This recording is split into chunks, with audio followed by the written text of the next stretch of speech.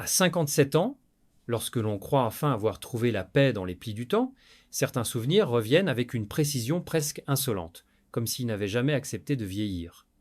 Je me retrouve ainsi face à moi-même devant ce passé que j'ai longtemps tenté de contenir dans un silence poli.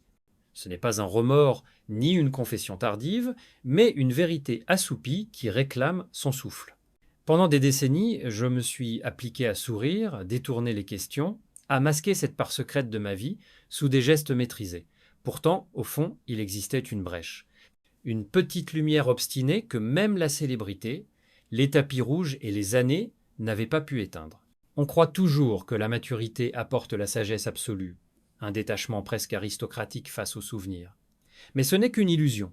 Certaines histoires persistent, gravées non dans la mémoire, mais dans la peau, dans ces zones sensibles où le temps ne parvient pas à défaire les liens. Je savais qu'un jour, il faudrait laisser la vérité remonter à la surface, même si elle n'était pas destinée à être exposée à la lumière du monde. Pendant trop longtemps, je l'ai gardée dans l'ombre par prudence, par loyauté, peu, être ou simplement par peur de voir ce que cette vérité pourrait révéler sur moi. Richard. À lui seul, son prénom suffit à faire trembler les murs invisibles que j'avais construits autour de mes émotions. Ce nom, je l'avais prononcé 1000 fois dans des scènes écrites par d'autres, dans des interviews réglées comme des cérémonies, mais jamais avec la sincérité qui brûlait derrière mes lèvres. Il a été le dialogue que je n'ai jamais osé écrire, la phrase que j'ai trop longtemps laissée en suspens, et aujourd'hui, au moment où la conscience se fait plus douce, mais le cœur plus honnête, il devient impossible d'éluder davantage ce qui a façonné tant d'années de ma vie. Je ne cherche pas à susciter la nostalgie, encore moins à raviver un scandale que le monde a peu être déjà imaginé à moitié. Je parle simplement parce que les barreaux du silence sont devenus trop étroits, ce que l'on finit toujours par nous habiter plus profondément que ce que l'on avoue. Être cela, devenir adulte, accepter de regarder en face les fragments de soi que l'on a dispersés par crainte de les assumer. Il y a quelque chose d'étrange dans le fait de se retourner sur sa propre histoire, surtout lorsqu'elle a été vécue à la vue de tous, mais ce qui brillait sous les projecteurs n'a jamais été que l'ombre d'une vérité plus intime.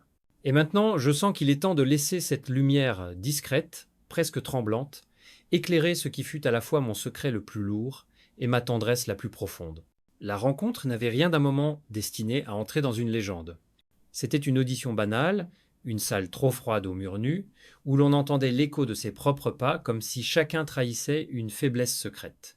À 22 ans, j'étais une jeune actrice pleine d'hésitation, oscillant entre l'ambition et la crainte d'être démasquée comme une intruse dans un monde trop grand pour moi. Lui, Richard, en avait 40. Il était déjà cet homme sûr de lui, calme, presque dangereux, dans la maîtrise absolue qu'il avait de son propre charme.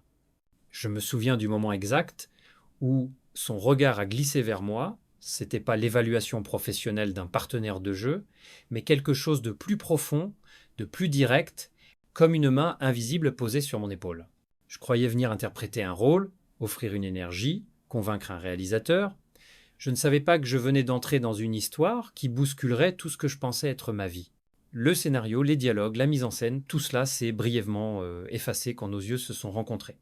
Il ne parlait presque pas, mais son silence disait plus que les mots que Gary Marshall m'avait demandé de répéter.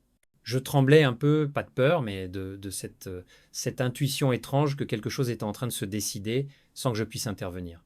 Alors, j'ai fait un geste fou, un geste qui n'appartenait pas à la comédienne, mais à la jeune femme que j'étais encore. J'ai griffonné sur un bout de papier une phrase improvisée, presque enfantine. « S'il te plaît, dis oui ». Je ne sais pas ce qui m'a poussé à offrir ces mots à un homme que je connaissais à peine. Peut être cette sensation que son accord n'était pas seulement une validation professionnelle, mais un pivot qui pourrait basculer tout mon futur. Il a lu le papier, a souri de ce sourire discret, qui deviendra plus tard un refuge et une torture, puis il a murmuré « D'accord, gamine ». Ce simple mot a scellé un chapitre que ni l'un ni l'autre n'était prêt à ouvrir. À partir de là, chaque geste a semblé chargé d'une tension silencieuse. Sur le plateau, la fiction jouait son rôle, mais la réalité commençait à s'immiscer dans les interstices. Dans son regard, il y avait une promesse, ou peut être seulement une question. Dans le mien, il y avait la réponse que je n'aurais jamais dû donner. Je revois cette première journée comme un flocon qui tombe avant une avalanche. Rien ne laissait présager l'ampleur de ce qui allait suivre. Nous étions deux acteurs, 2 silhouettes sous la lumière crue d'une salle d'essai. Mais déjà, quelque chose s'était allumé, une lueur que je ne pourrais plus jamais éteindre, une lueur qui allait, lentement mais sûrement, fondre les frontières entre l'écran et nos vies. Lorsque le tournage de Pretty Woman commença, je crois que ni lui ni moi n'avions pleinement conscience de ce que nous étions sur le point d'affronter. Le film était encore un pari fragile, un scénario au charme incertain, une comédie romantique que personne n'imaginait devenir un phénomène. Pourtant, dès les premières scènes, quelque chose a infiltré l'espace entre nous, une forme de vérité irrépressible que la caméra, loin de dissimuler, semblait amplifier. Chaque regard prolongé devenait une confession silencieuse, chaque sourire échangeait un aveu détourné. La fiction et la réalité se mélangeaient avec une aisance déconcertante, comme si nos personnages n'étaient qu'une surface derrière laquelle nous nous permettions d'être plus sincères que dans la vraie vie. Je me souviens de la scène du collier, cette improvisation de Richard qui fit rire tout le monde. Le public y vit un moment magique, un éclair de spontanéité. Mais pour moi, ce fut le premier instant où j'ai senti que la frontière devenait dangereusement mince. Ce rire, je ne l'avais pas joué. C'était le rire d'une jeune femme, surprise par la tendresse, presque émue par un geste qu'on aurait dit destiné à elle seule. Et lorsque la caméra s'est arrêtée, son regard sur moi a prolongé la scène comme si elle n'avait jamais vraiment pris fin. J'ai tenté de détourner les yeux, mais trop tard, je savais déjà que je m'étais laissé prendre. Le tournage était une succession de journées lumineuses, de dialogues fluides, de gestes calculés, mais étrangement sincères. Richard avait une façon de me toucher, même dans les simples déplacements du scénario, qui rendait chaque contact plus réel qu'il n'aurait dû l'être. Au début, je m'imaginais que c'était la magie du cinéma, cette illusion qui transforme des interactions purement professionnelles en un ballet harmonieux. Mais, avec le temps, j'ai compris que cette magie était devenue une vérité que nous ne voulions ni nommer ni affronter. Quand le film est sorti, le monde entier s'était pris de cette histoire d'amour improbable. On parlait de chimie, de destin, d'alchimie rare, entre deux acteurs. On disait que nous étions nés pour jouer ensemble. Je souriais dans les interviews, répondais avec l'enthousiasme de rigueur, mais au fond, une question me hantait. Étions-nous encore dans un film ? Ou continuions-nous simplement à jouer parce que nous ne savions plus nous arrêter ? Un soir, après une projection à New York, le poids de cette confusion est devenu trop lourd. Lorsque j'ai ouvert la porte de ma chambre d'hôtel et que je l'ai trouvé là, debout dans sa chemise blanche sans artifice, j'ai compris que la fiction n'existait plus. Il n'a rien dit de spectaculaire, juste « tu as été incroyable ce soir ». Mais ces mots, dits avec une douceur presque douloureuse, ont brisé la digue que je tentais de maintenir depuis des semaines. Cette nuit-là, Pretty Woman s'est effacée. Ce n'était plus Viviane et Edward, c'était Julia et Richard, deux êtres suspendus dans un instant qu'ils n'avaient ni prévu ni souhaité, mais qu'ils ne pouvaient plus ignorer. À partir de ce moment, chaque geste, chaque souffle, partagé hors caméra, appartenait à une histoire qui n'était plus écrite par personne, sauf par nous, dans le secret le plus total. L'amour clandestin est un territoire sans carte ni panneau, un espace où chaque pas peut devenir une faute et chaque geste une preuve. Dès que nous avons accepté, même sans le dire, que quelque chose existait entre nous, notre vie est entrée dans cette zone floue, dangereuse, où la passion se nourrit autant de la proximité que du silence. À Hollywood, tout se sait, tout se devine, mais certaines vérités sont plus menaçantes que d'autres, et la nôtre devait rester dans l'ombre. Nous étions deux silhouettes, avant-camp à contre-jour, l'une vers l'autre, tout en prétendant suivre des chemins séparés. Nos rencontres devinrent des fragments volés au monde, des instants suspendus que nous protégions comme des trésors. Dans les hôtels de Beverly Hills, nous réservions 2 chambres côte à côte pour brouiller les pistes. On entrait dans une pièce comme si elle était un refuge, la porte se refermait et le monde disparaissait aussitôt. Dans ses bras, je retrouvais une forme de vérité simple, sans projecteur, sans scénario, sans attente. Mais cette vérité avait un prix, celui de la clandestinité, du manque, du risque permanent d'être découvert. Chaque séparation était une amputation, chaque retrouvaille un soulagement si intense qu'il en devenait presque douloureux. L'été 1991 fut le point de rupture.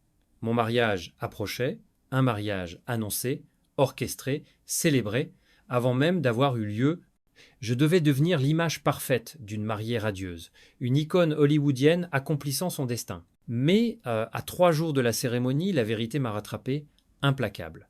J'ai fui littéralement. Le monde entier a parlé de la mariée en fuite. Et pour une fois, les tabloïds touchaient la réalité du doigt. Je n'ai pas fui l'homme que je devais épouser. J'ai couru vers celui que mon cœur refusait d'oublier. Je me souviens encore du son de la mer, cette nuit-là, du vent froid sur ma peau, et de la façon dont ma voix tremblait lorsque je l'ai appelé. Il n'a posé aucune question. Il a simplement dit « J'arrive ». Quelques heures plus tard, il était là, sur une plage presque déserte de Californie, son regard rempli de cette sérénité qui m'apaisait autant qu'elle me brisait. Nous sommes restés côte à côte, silencieux, comme deux êtres qui reconnaissent leur défaite face à ce qui les dépasse. Puis, il m'a pris la main et a murmuré « Tu n'as pas fui, Julia. Tu as couru vers la vérité. » Ces mots m'ont transpercé. Ils étaient à la fois un baume et une condamnation. Mais la vérité n'offre pas toujours des lendemains. Le scandale, les rumeurs, les regards accusateurs ont déferlé comme une marée. Et lui, fidèle à son éternel calme, a choisi le silence. Ce silence qui m'avait autrefois rassuré est devenu une blessure nouvelle.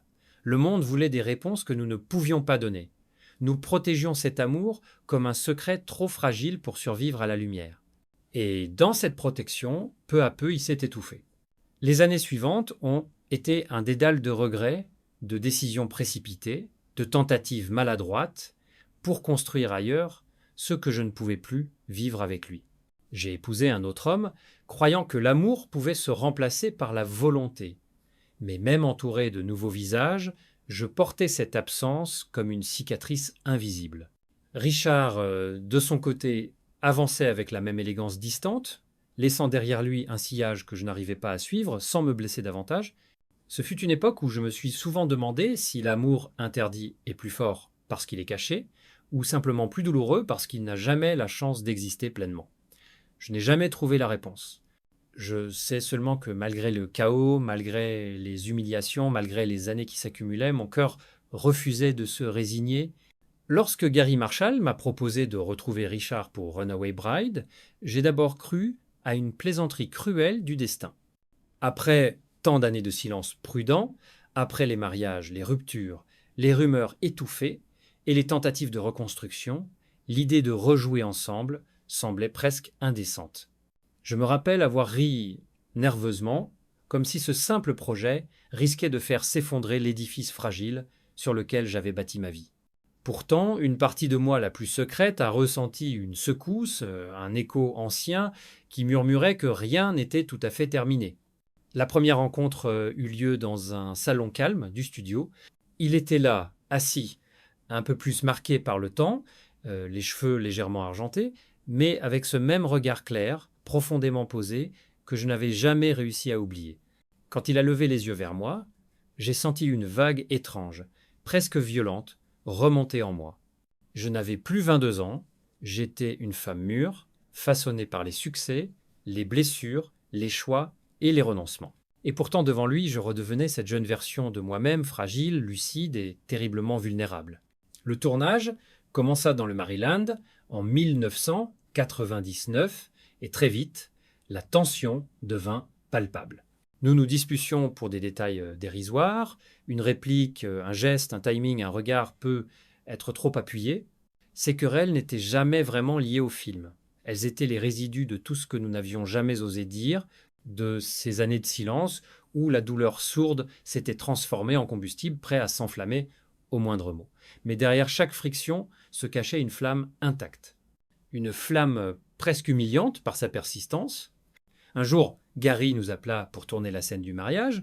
J'étais en robe blanche, lui en costume sombre. Une répétition du passé, une résonance presque insoutenable. Lorsque la caméra se mit à tourner, tout sembla basculer. Nos personnages s'effacèrent, nos défenses avec eux. Quand nos yeux se sont croisés, j'ai su que nous ne jouions plus. Et quand il m'a embrassé, ce ne fut pas pour la scène, pas pour le public, pas pour la comédie romantique que le monde attendait. C'était une confession soudaine, irrépressible. À peine perceptible, il a murmuré contre mes lèvres « Tu me manques ». Ces 3 mots ont traversé mon être comme un choc doux et brutal à la fois. Je sentais mes genoux trembler, Mais j'ai tenu bon pour la caméra, pour l'équipe, pour cette dignité que j'essayais tant bien que mal de préserver. Les gens sur le plateau croyaient assister à une magie de cinéma. Personne ne comprenait que ce qu'ils voyaient était une tragédie intime, une scène réelle, jouée devant des témoins qui croyaient filmer de la fiction. Chaque soir, après le tournage, je restais seul dans ma loge, les yeux embués. Et parfois il venait. Nous partagions un verre de vin, un silence, une présence, rien de spectaculaire. Rien d'interdit, juste cette tendresse trop forte pour être tue, trop fragile pour être vécue. Quand le film fut terminé, nous avons dû nous séparer une seconde fois, comme deux voyageurs qui savent que leurs routes ne convergeront plus. Dans l'avion du retour, j'ai pleuré. Non pour un rôle, non pour un regret, mais pour ce rêve que j'étais obligé d'abandonner une nouvelle fois. On ne peut pas toujours sauver l'amour, parfois, il ne demande qu'à être laissé vivre dans le souvenir. Les années suivantes ont glissé comme un film projeté trop lentement, chaque image chargée d'une douceur amère. J'ai construit une vie solide, une vie réelle, disait-on. J'ai épousé un homme discret, un caméraman, loin du tumulte hollywoodien. Avec lui, j'ai trouvé ce que je croyais avoir longtemps cherché, des matins tranquilles, des repas simples, des éclats de rire sans maquillage, une maison où chacun pouvait respirer sans craindre les flashs des paparazzis. J'ai eu des enfants, j'ai appris à cuisiner certains dimanches, j'ai trouvé un rythme paisible, presque silencieux, qui contrastait avec les années de tumulte et de désir retenu. Pourtant, le passé ne disparaît jamais tout à fait. Il s'assoit à vos côtés le soir, lorsque la maison s'endort, il se glisse dans les interstices du quotidien, dans une chanson à la radio, dans un visage aperçu sur une affiche oubliée. Parfois, la nuit, quand les vagues frappaient doucement la plage à Malibu, je sentais remonter une présence que je croyais enfouie. Ce n'était pas de la nostalgie, pas un manque envahissant. C'était une trace, le souvenir d'un regard, d'une voix trop calme, d'un sourire qui avait changé le cours de ma vie. Les années ont marqué Richard lui aussi. Je l'ai revu, bien plus tard, presque par hasard, lors d'un événement auquel je n'aurais même pas dû assister. Ses cheveux étaient entièrement argentés, ses traits plus doux, son pas plus lent. Il avait cette paix que je lui avais toujours enviée, une sérénité presque philosophique. Il parlait avec plus de lenteur, avec cette assurance tranquille de ceux qui ont finalement trouvé leur port d'attache, ils s'étaient mariés, avaient fondé une famille, et moi, face à lui, j'étais un mélange d'adulte accompli et de jeune femme de 22 ans, encore capable de frissonner malgré tout le chemin parcouru. On m'a souvent demandé, en interview, si j'avais des regrets. Je souriais, je détournais la question, parfois avec humour, parfois avec technique, mais je n'ai jamais répondu, car comment expliquer qu'un regret puisse être tendre, qu'il ne soit pas une douleur, mais une caresse du passé, une cicatrice que l'on effleure sans vouloir la faire disparaître.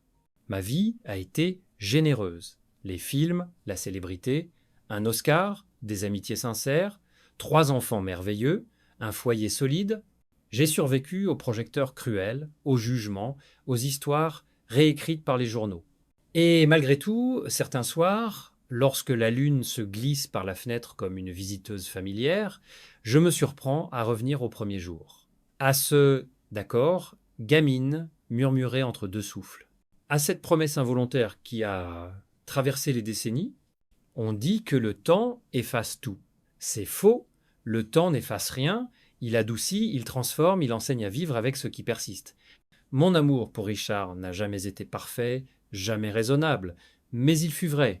Peut-être est-ce là le secret des amours impossibles, elles ne disparaissent pas, elles changent de forme. Elles dorment dans les souvenirs, prêtes à se réveiller au moindre mot, au moindre sourire du passé. Aujourd'hui, je ne cherche ni pardon, ni justification. Je laisse simplement respirer cette vérité qui a trop longtemps vécu dans l'ombre. Lui a choisi la paix, moi j'ai choisi la vie. Entre les deux, il reste ce murmure fragile, presque imperceptible. Tu me manques, et peut être qu'au fond, c'est tout ce qu'il reste à dire.